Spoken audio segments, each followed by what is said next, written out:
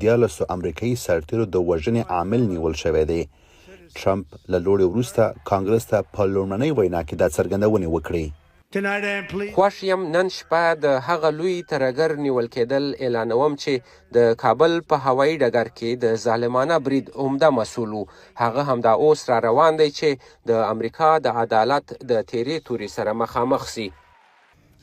ټرمپ پرته له دې چې ووایي دا کس څه وخت نیول شوی او د کوم هیواد دی، د پاکستان د حکومت څخه مننه وکړه چې د دې شخص په نیولو کې مرسته کړې ده.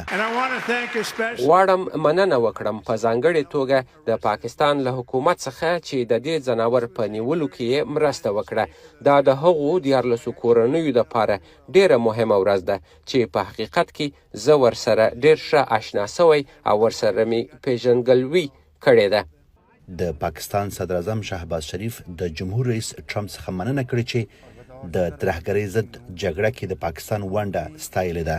د پاکستان صدر اعظم په خپل ایکس باندې لیکلي چې نیول شوی کس شریف الله نومیږي او د افغانستان اوسیدونکی دی. موږ د متحده ایالاتو له جمهور رئیس ډونالد ټرمپ مننه کوو چې په ټوله سیمه کې د ترهګرۍ ضد جګړه کې د پاکستان د رول او ملاتړ ستاینه کړې ده.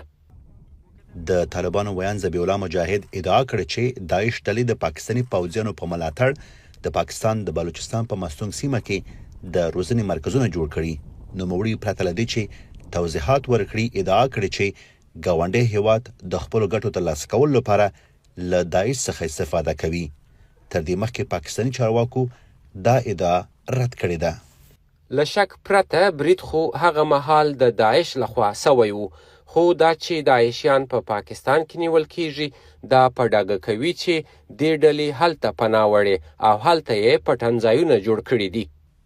په ورته وخت کې د امریکا د فدرالي تحقیقاتو ادارې یا FBI مشر کاش پټیل د دې خبر په تایید سره په خپل ایکس باندې لیکلي چې نیول شوی کس د دغه ادارې او د امریکا د مرکزی اطلاعاتو